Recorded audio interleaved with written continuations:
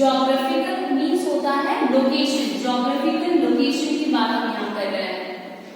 Next है chronological, third one qualitative and next quantitative. Let's see one by one. First on the basis of geographical, जब हम classification कर रहे हैं on the basis of geographical, it means location के base पे अगर हम डेटा को क्लासिफाई करते हैं तो ज्योग्राफिकल क्लासिफिकेशन आ जाता है। एग्जाम्पल अगर मैंने लिया है that is literacy rate, we will take literacy rate of Uttar Pradesh and literacy rate of Maharashtra.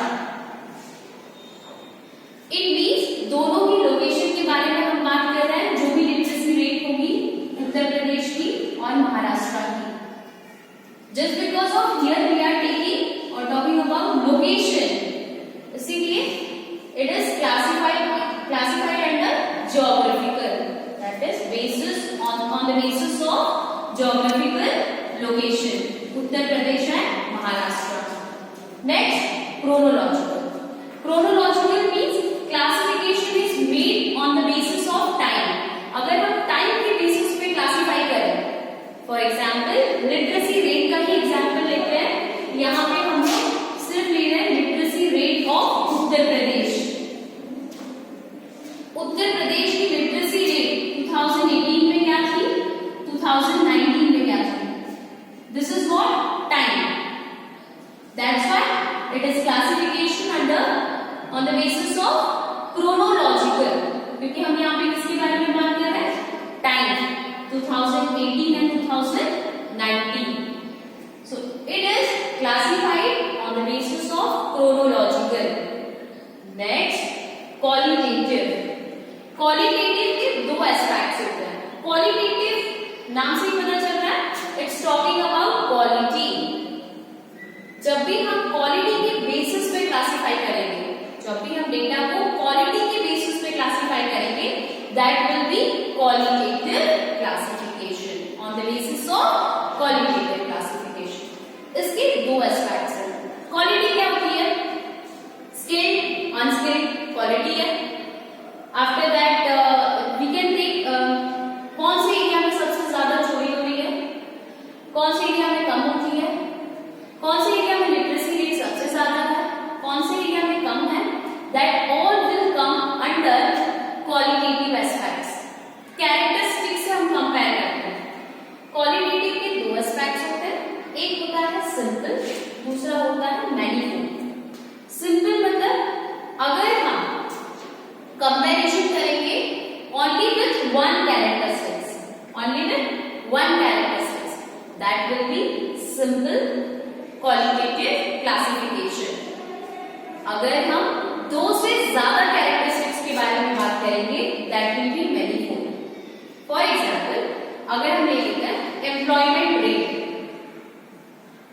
Employment rate, under employment rate हम बात करेंगे विथ वन कैरेक्टरिस्टिक्स, मतलब कितने लोग स्किल्ड वर्कर हैं और कितने अनस्किल्ड हैं। तो ये कितना कैरेक्टरिस्टिक्स हुआ, ओनली वन कैरेक्टरिस्टिक्स, जिसमें हम लोग स्किल्ड और अनस्किल्ड वर्कर के बारे में बात कर रहे हैं। मैनिफोल्ड का मतलब क्या हुआ, हमने बात किया employment rate, under employment rate skilled worker है अनस्किल्ड वर्कर। अब उसमें भी हम लोगों ने अगेन क्लासिफाई कर दिया अंडर टू कैटेगरी। स्किल्ड यहाँ पे हमने दे दिया कि अर्बन कितने हैं, और यहाँ पे हमने बात किया रूरल एरिया में कितने लोग स्किल्ड और अनस्किल्ड वर्कर है। तो यहाँ पे भी see with urban and with rural, मतलब यहाँ पे जब हम बात कर रहे हैं विद द मेनी और more than one characteristics, that will B classification under manifold, classification under manifold. Next quantitative classification on the basis of quantitative. Quantitative means where we all are talking about quantity. जहाँ पे हम amount के बारे में बात करते हैं, that will be come under quantity.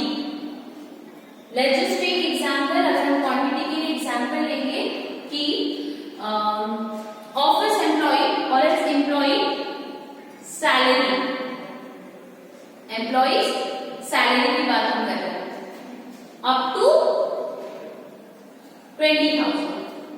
20,000 salary कितने लोगों की है?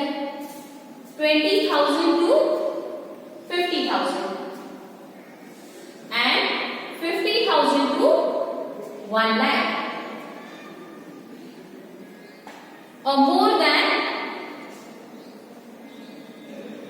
1 lakh, more than 1 lakh. So here let's just see up to 20,000. For example, 20 employees is here, and here 12 employees, here 2 employees, and here 1 employee. So here we all are talking about quantity.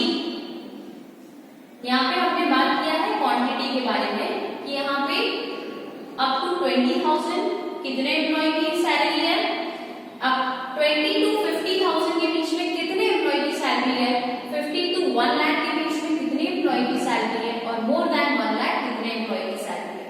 जहां पे हम quantity के बारे में बात करते हैं, that all will come under classification on the basis of quantity. Quantity, that is quantitative. I hope so we had cleared today one topic which is very important on the from your organizations of data, basis of classification. Classification कौन से basis पे किया जाता है? जहाँ पे हमने सबसे पहले देखा geographical, it means जो हम classification करेंगे on the basis of location, जहाँ पे हम महाराष्ट्र, पंजाब, हरियाणा, उत्तर प्रदेश लोकेशन की बात करेंगे, ज्योग्राफिकल लोकेशन की बात करते हैं, that will be geographical classification. Next है chronological. Chronological means on the basis of time, जहां पे हम टाइम के बेसिस पे क्लासिफिकेशन करेंगे. 2018 में कितना था, 2017 में कितना था, 2020 में कितना है, तो यहाँ पे हम टाइम की बात कर रहे हैं. That will be classification on the basis of chronological. Classification on the basis of qualitative, जहाँ पे हम quantity qualitative की बात करते हैं, quality की बात कर रहे हैं. Skilled, unskilled, वो quality है. आपकी literacy, illiterate और literate. After that, एरिया में कितने लोग honest हैं, और we can say कितना कौन से एरिया में सबसे ज्यादा चोरी होती है, ये सारी क्वालिटी है. जहां हम क्वालिटी के बारे में बात करते हैं, that will B qualitative. Quality में हमने दो टर्म्स पढ़े, एक होता है सिंपल, दूसरा होता है मैनीफोल्ड. सिंपल का मतलब होता है if we all are talking about one characteristics, या किसी एक कैरेक्टरिस्टिक से हम कंपेयर करते हैं, तब वो आ जाएगा आपका सिंपल. Qualitative, simple. जब हम एक से ज्यादा कैरेक्टरिस्टिक्स के बारे में बात करेंगे, that will B manifold. That will B manifold. Next आपका आता है क्वांटिटेटिव. क्वांटिटेटिव मींस जहां पे हम क्वांटिटी के बारे में बात करेंगे, अमाउंट के बारे में बात करेंगे, that will be quantitative classification. और classification on the basis of quantitative, on the basis of quantitative, जहां पे हम एग्जैक्ट न्यूमेरिकल की बात करते हैं, एक फिगर की बात कर रहे हैं. यहाँ पे मैंने आपको एक एग्जाम्पल बताया है कि एम्प्लॉय की सैलरी कितनी है, तो यहाँ पे मैं एग्जैक्ट फिगर की बात कर रही हूँ. 20,000, 20 to 50,000. यहाँ पे जो मैंने नंबर ऑफ एम्प्लॉइज बताई, ये भी मैंने फिगर में बताया है. That's why it will come under classification on the basis of quantitative. I hope so this topic is clear to everyone. Thank you. And Jamil everyone. We had already started organizations of data.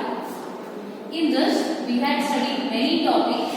Today we will study variable. What is variable?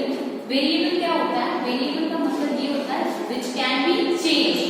ऐसा phenomena जो change हो सकता है, उसी को हम variable बोलते हैं.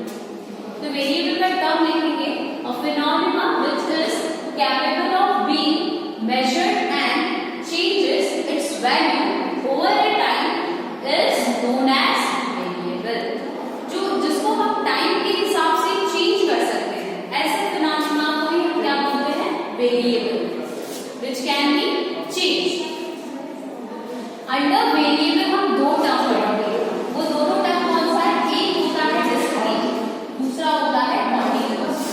फर्स्ट है आपका discrete, another one is continuous. Discrete का मतलब क्या होता है? ऐसा वेरिएबल जो एक कंप्लीट वैल्यू दे, ऐसा वेरिएबल जो एक कंप्लीट वैल्यू दे, उसी को हम लोग बोलते हैं discrete. Complete value, for example number of students in class, एक क्लास में कितने स्टूडेंट है, तो एक कंप्लीट फिगर से हम लोग बताएंगे कि कितने स्टूडेंट है। वो नंबर ऑफ स्टूडेंट्स कितने होंगे? आइदर 40, 42, 50 और 30, जो भी नंबर ऑफ स्टूडेंट्स होंगे कंप्लीट नंबर होगा, so that will B come under discrete. Next आपका है कॉन्टिन्यूअस। कॉन्टिन्यूअस का मतलब क्या होता है कि ऐसा फिगर और वेरिएबल जो एक कंप्लीट फिगर ना हो, एक कंप्लीट फिगर वैल्यू ना देके एक फ्रैक्शन में वैल्यू दे। For example height, weight. अगर हम हाइट की बात करते हैं तो हाइट क्या हम बोलेंगे? 5.1, 5.2। यहाँ पे हम कंप्लीट फिगर में ना बता के फ्रैक्शन में बता रहे हैं। Weight 18.2 kg, 19.5 kg. It means what? It is not complete figure.